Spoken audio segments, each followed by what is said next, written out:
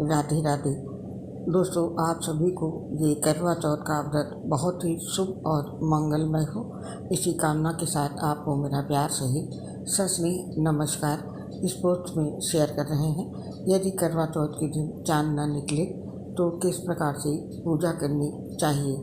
कभी कभी खराब मौसम, जलवायु या फिर बादलों के पीछे चांद छिप जाता है। ऐसे में आप चंद्रमा की पूजन किस प्रकार करें और अपना उपवास कैसे खोल सकते हैं, आइए इस बारे में ज्योतिषाचार्य से विस्तार से जानते हैं। करवा चौथ के आवश्यक वस्तुओं में से एक चंद्रमा का उदय और दर्शन माना जाता है, जो व्रत की समाप्ति का संकेत देता है। महिलाएं परंपरागत रूप से चंद्रमा को देखने के बाद ही अपना व्रत खोलती हैं, लेकिन कई बार ऐसा होता है कि आपको चंद्रमा किसी कारणवश दिखाई न दे, जैसे बादल छाए रहना, भारी वर्षा या प्रतिकूल मौसम की स्थिति। तो ऐसे में क्या करना चाहिए? सबसे पहले तो किसी ज्योतिषी से सलाह लें।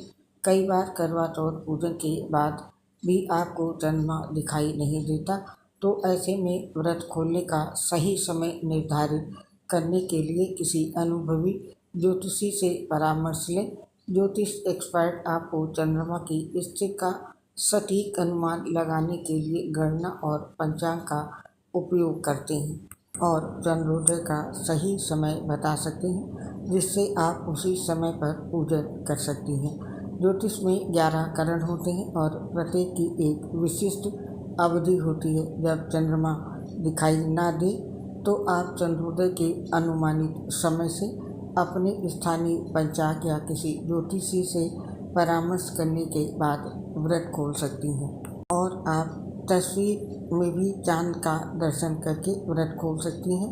आज के युग में आप स्मार्टफोन या वेबसाइट का उपयोग करके देश में निकले हुए चांद के दर्शन करके व्रत का पारण कर सकती हैं और उसी चंद्रमा के दर्शन कर सकती हैं। ऐसे में व्रती महिलाएं अन्य व्रत रखने वाली महिलाओं के साथ इकट्ठा हो सकती हैं और सामूहिक रूप से चंद्रमा की प्रार्थना कर सकती हैं या चंद्रमा के मंत्रों का जाप करते हुए व्रत खोल सकती हैं। भगवान शिव के मस्तक की पूजा करके भी व्रत खोल सकती हैं। ऐसा माना जाता है भगवान शिव के मस्तक पर चंद्रमा मौजूद होता है, इसीलिए यदि करवा चौथ के दिन आपको असली चंद्र के दर्शन न हो तो आप शिव जी की मूर्ति या तस्वीर में मस्तक के दर्शन करके व्रत का पारण कर सकती हैं। ऐसे में भी आपको चंद्रमा के दर्शन के बराबर का ही फल मिलता है और व्रत भी पूर्ण माना जाता है। इसके अलावा आप चंद्रमा का प्रतिनिधित्व करने के लिए दीपक जला सकती हैं और फिर अपना व्रत तोड़ने से पहले अपने पति या परिवार के अन्य बड़े लोगों का आशीर्वाद भी ले सकती हैं। यदि आपको विदेश में रहते हुए करवा चौथ के दिन चंद्रमा के दर्शन न हो तो आप यहाँ बताई गई बातों को ध्यान में रखकर व्रत का पारण कर सकती हैं और पूजन का पूर्ण फल भी प्राप्त कर सकती हैं। तो दोस्तों, यदि चंद्रमा ना दिखाई दे तो इस प्रकार से आप अपना व्रत पारण कर सकती हैं। हमें इस पोस्ट से आज्ञा दीजिए, स्वीकार कीजिए मेरा प्यार भरा सस्नेह नमस्कार।